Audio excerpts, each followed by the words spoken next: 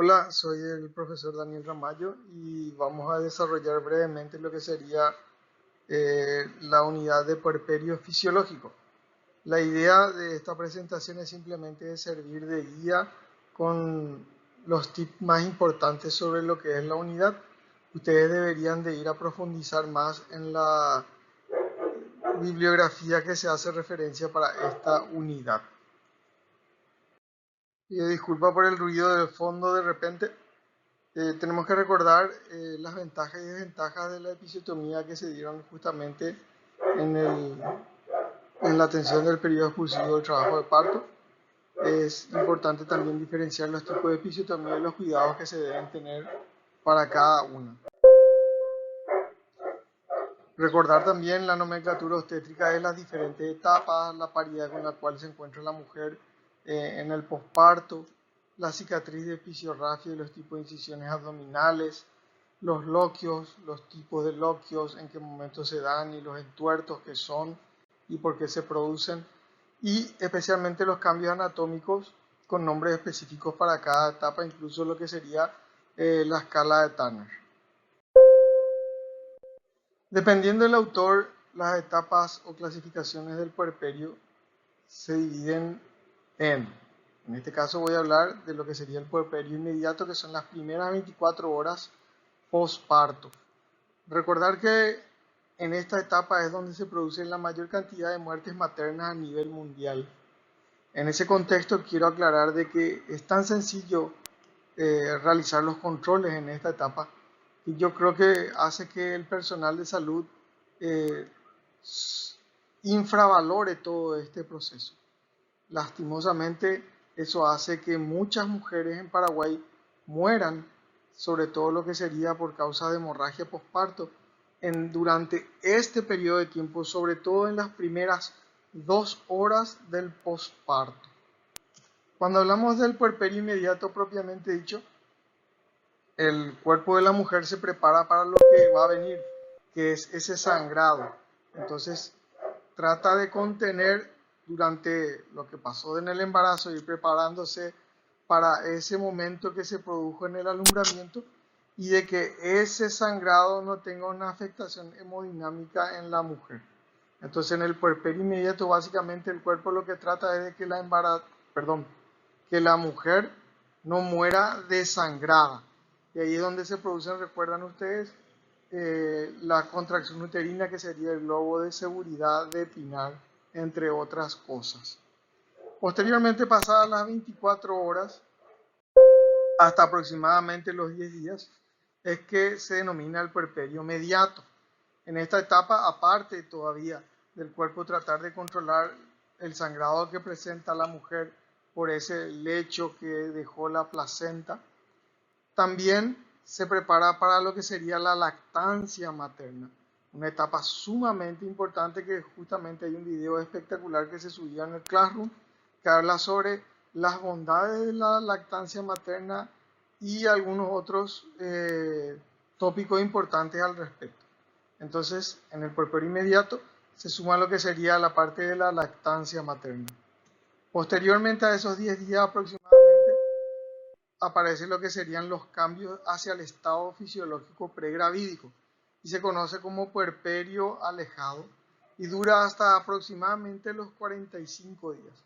Entonces, en estas 2 primeras semanas es donde transcurre los pasos más importantes de transición de lo que sería la etapa ya del embarazo al desembarazo.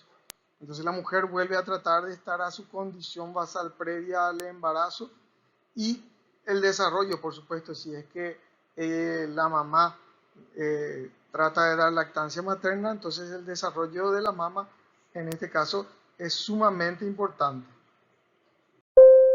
Continuando con la clasificación del puerperio, pasados las 46 días hasta los 6 meses, es que se presenta lo que sería el puerperio tardío. Básicamente la mujer ya comienza a entrar en su estado basal pregravídico. Si es que ella está dando de mamar, continúa el desarrollo en cuanto a lo que sería la mama. El resto del cuerpo, en tanto órganos, sistemas, ya se está acomodando ya al estado pregravídico. Los cambios que se dan justamente es importante clasificarlos en generales y locales. Los que serían los generales, podríamos hablar de acuerdo a aparatos y sistemas. Eh, es importante que ustedes vayan leyendo en el material de referencia cuáles son los cambios más importantes. Recuerden que la embarazada tenía una sensibilidad a la hipoxia debido a los cambios que se producen en el embarazo. En este caso, volvamos ya a lo que sería el estado pregravídico. Ahí ven las características. La mujer ya no es tan sensible a la hipoxia dependiendo de la etapa del puerperio en la que se encuentre. Más todavía si pasamos ya al puerperio mediato propiamente dicho. Aumenta el volumen residual, la ventilación del reposo, pero algo muy importante, si bien ella aparentemente tiene una taquipnea de reposo, esa taquipnea no es igual o mayor a 20. Entonces, generalmente cuando ustedes encuentran una historia clínica en algún servicio de salud materno-infantil y se registra que tiene una frecuencia respiratoria entre 18 y 20, probablemente a esa embarazada no se le controló el signo vital. Continuando con los cambios fisiológicos desde el punto de vista del sistema nervioso, se encuentran en las primeras horas lo que sería el puerperio inmediato, un escalofrío. Eso puede deberse a la bajada de la leche. Se puede presentar también un pico febril en el posparto inmediato. Hay que evaluar el contexto en el cual se presentan esos signos vitales. La mujer de por sí ya venía con un trastorno a causa de la progesterona, en el enlentecimiento de lo que es el aparato digestivo. En el puerperio eso podía continuar todavía más, todavía si ella era constipada. Pero se le suma a esto el detalle de la episiotomía que le causa dolor y temor. A nivel del sistema nervioso central, podría llegar a iniciar de vuelta el ciclo con la menstruación, eso es si es que la mamá no decide dar lactancia materna. El cortisol se normaliza y los niveles de insulina vuelven otra vez al estado pregravídico. Desde el punto de vista muscular, recuerdan que hubo una distensión bastante importante en lo que sería en la parte abdominal, incluso en la parte genital, dejando una ligera diástasis en los rectos. Por eso es importante que la mujer realice ejercicios posterior al puerperio para que no le quede el vientre flácido. En cuanto al sistema excretor, hay una sensibilidad vesical. Ella tiene, dependiendo si tuvo parto vaginal en este caso, y si es que ella tiene una episiotomía, dependiendo del tipo de hilo. Antes nosotros por lo menos utilizábamos un hilo que se llamaba catgut, que es hidrófilo, y cuando se seca parece que se forma con un alambre de púa ahí a nivel genital. Entonces la pobre mujer no tenía ganas ni de cuerpo ni orinar porque le dolía muchísimo. Hoy en día ya se fueron cambiando el tipo de hilo a lo que sería el ácido poliglicólico, el Discril, que no es prácticamente, no se siente tanto esa episiorrafia que se realizó en el posparto. Se restablece el filtrado glomerular. Sí, hay una ligera incontinencia de orina al esfuerzo, por lo menos en las primeras 2 o 3 semanas del posparto. Hay que ir analizando si eso se extiende ya pasado el puerperio inmediato propiamente dicho, si no va acompañado de un prolapso. Recuerden que esta situación no es que porque tuvo un bebé grande o ella es una gran multípara, sino que es una condición propia de la mujer. Claro que esos factores ayudan a que se puedan desencadenar ese prolapso, pero en este caso estamos hablando de una incontinencia de orina sin prolapso. Continuamos desde el punto de vista del aparato digestivo. La función digestiva se trata de normalizar. Le vuelvo a repetir, es muy importante hablarle siempre a la puérpera de lo que serían sus hábitos fisiológicos. Ella tiene miedo, tiene dolor, incluso algunas se constipan y esa constipación le lleva incluso a tener infecciones. Todo por el sencillo hecho de un mal hábito fisiológico y una mala higiene, hábito alimenticio. El tono de la motilidad intestinal, vieron, aproximadamente en 2 semanas. Básicamente 2 semanas es el proceso. No es algo exacto esto, muchachos, eso tienen que entender. Pero sí, en esos periodos de tiempo se tienen que dar esos cambios. Tampoco pasado 3 semanas, esto la mujer continúa como si fuera que tuvo un puerperio inmediato, no. Recuerden, en el primer momento trata de que no muera desangrada del cuerpo. En el segundo momento se suma a eso lo que sería la lactancia materna. Posteriormente, controlado ya el proceso de hemorragia, ya el cuerpo se dedica específicamente a la lactancia y a volver al estado pregravídico propiamente dicho. Los hábitos higiénicos y dietéticos acá son sumamente importantes porque todo lo que ella coma, todo lo que ella tome, influye en la lactancia y en sus hábitos fisiológicos. En cuanto a la circulación, es importante conocer los cambios porque uno va a controlar los signos vitales de esta mujer y pueden incluso infravalorar algunos detalles de esos signos vitales. Asimismo, también hay que entender de que las primeras 12 o 48 horas postparto es donde uno tiene que tener mucho cuidado en el proceso de las hemorragias.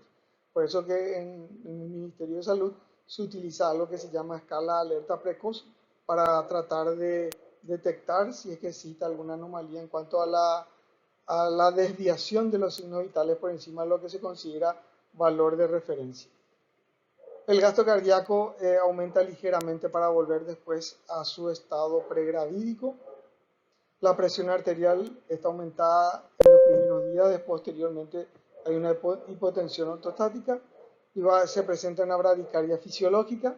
Entonces, ninguna taquicardia en ningún momento luego es buena, eso para recordar, pero sí hay un cambio fisiológico ligero en el posparto inmediato, y evidentemente por algo se llama trabajo de parto en ese proceso, porque ella trabaja realmente, el cuerpo se esfuerza para dar todo de sí para cumplir en ese momento el papel el cual tiene designado.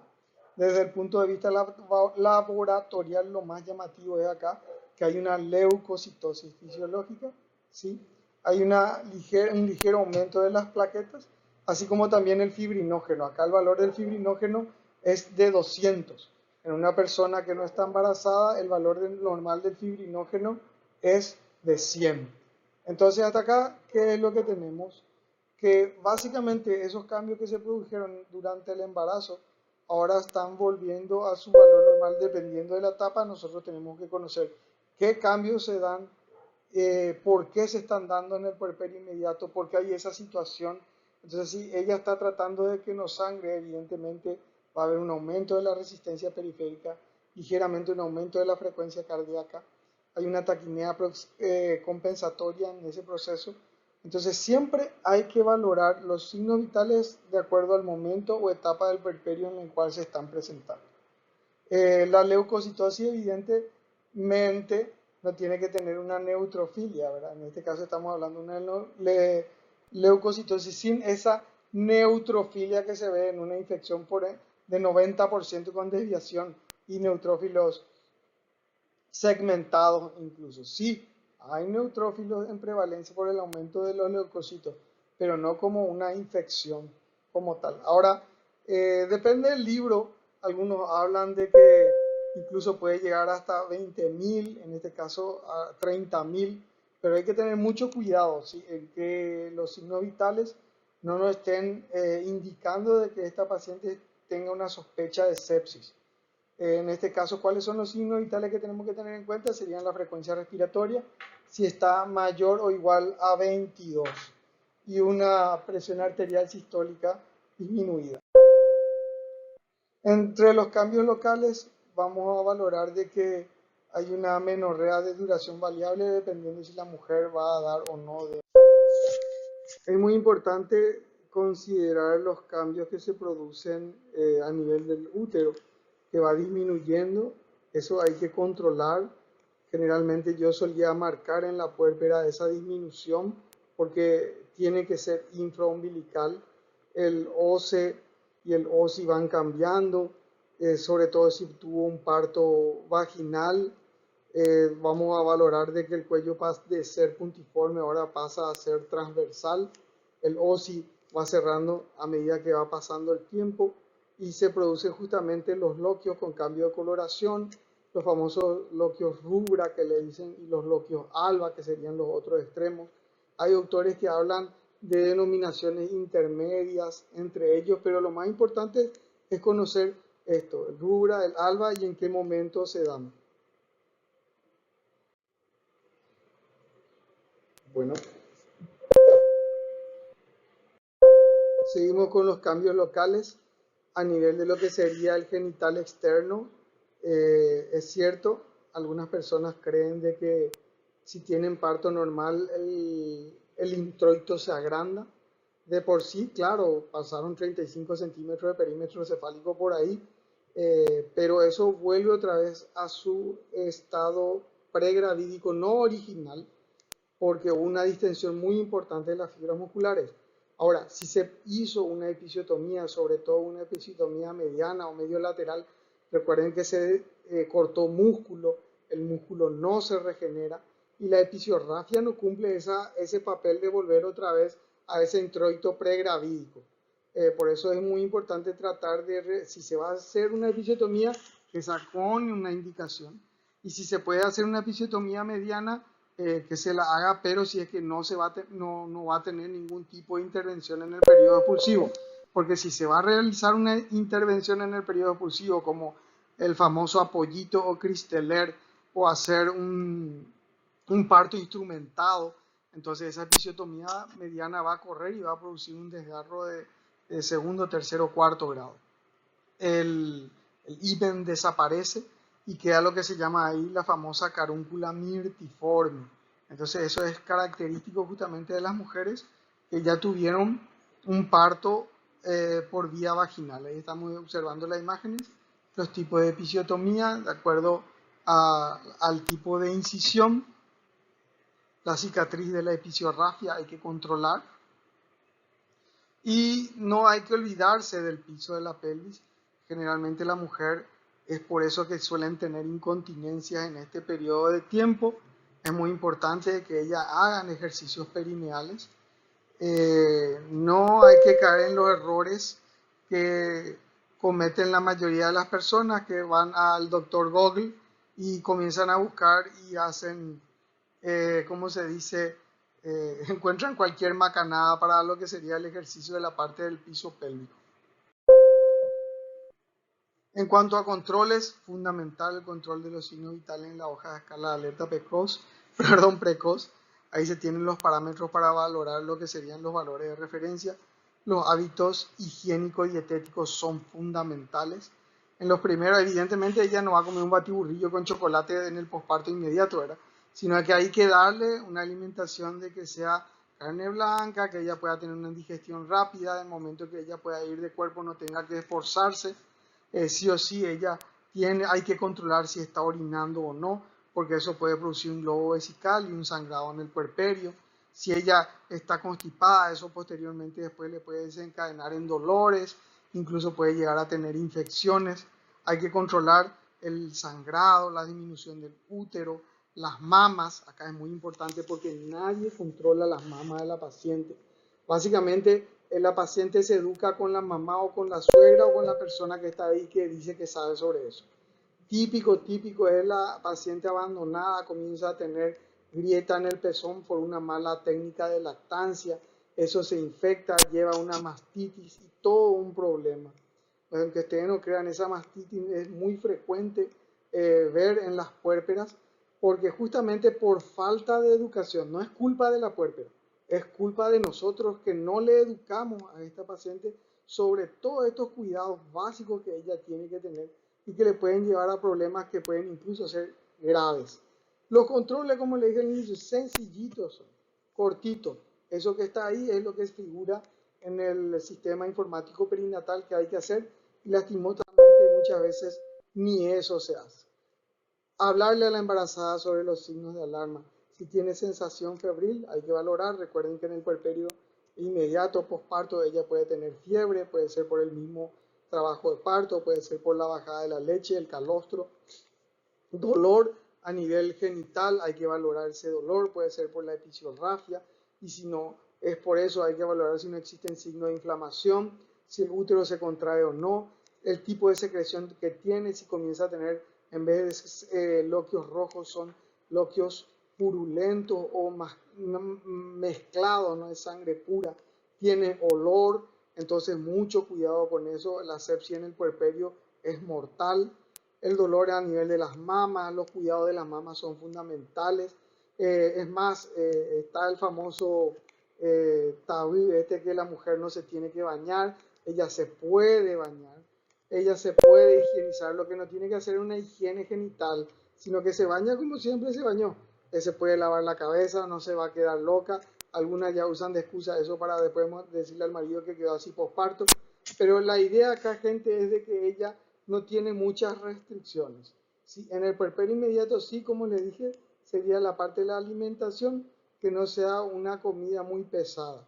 Puede bañarse, puede lavarse la cabeza sin ningún inconveniente y evidentemente tiene que tener un protector. Nosotros le solemos darlo ese pañal de adulto porque generalmente esos protectores que suelen usar les sobrepasan y manchan la ropa y pasa a la cama, a la sábana. Entonces, con un pañal de adulto, ella suele tener una mejor continencia de los loquios que se van presentando.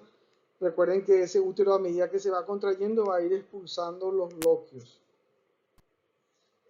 Ahí justamente el sangrado, que es un tema muy importante, causa de muerte número 1 a nivel mundial, que serían las hemorragias postparto. En cuanto a los cuidados que tenemos que tener, principalmente son clínicos. Desde el punto de vista laboratorial y ecográfico, es muy poco lo que hay que hacer. Se suele solicitar un hemograma de control, dependiendo del contexto en el cual se encuentra la paciente, para valorar si tiene una anemia o no, pero eso clínicamente se puede evidenciar. Ahora, si estamos sospechando, porque de acuerdo a la escala de SOFA, aparentemente esta paciente tiene una infección, entonces solicitemos un laboratorio para corroborar ese proceso. Recuerden que hay una leucocitosis fisiológica en cuanto a eso. Una ecografía no tiene sentido. Si le hacemos una ecografía vamos a encontrar que el útero está ocupado por coágulos. Ahora, es diferente un coágulo desde el punto de vista ecográfico a restos que justamente se visualizan como un engrosamiento del endometrio de más de 15 milímetros de espesor. Tratamiento principalmente médico, no hay mucho que desde el punto de vista medicamentoso y quirúrgico que realizar. Sí, en todo caso, reforzar lo que serían los complementos o suplementos alimenticios, y si se va a realizar alguna maniobra quirúrgica específica sería básicamente para lo que el drenaje o tratamiento de las infecciones e inflamaciones que se puedan presentar, ya sea por una infección de la episiorragia o una mastitis. Bueno, la idea justamente es hacer un resumen chiquitito. Yo no quiero que ustedes se aburran, vayan y lean el libro. Es muy importante darle la importancia, valga la redundancia, considerar que estas pacientes, sobre todo acá en nuestro país, mueren muchísimas en el puerperio. Y lastimosamente el personal de salud todavía no le está dando el valor que corresponde y no se controla como corresponde a este tipo de pacientes. Es más, si no fuera por los familiares que son los que ingresan ahí, íbamos a tener más muertes maternas. Recuerden que el inicio de una vida no tiene que ser el fin de otra. Muchas gracias y espero que les haya servido por lo menos para reforzar lo que ya están leyendo. Hasta luego.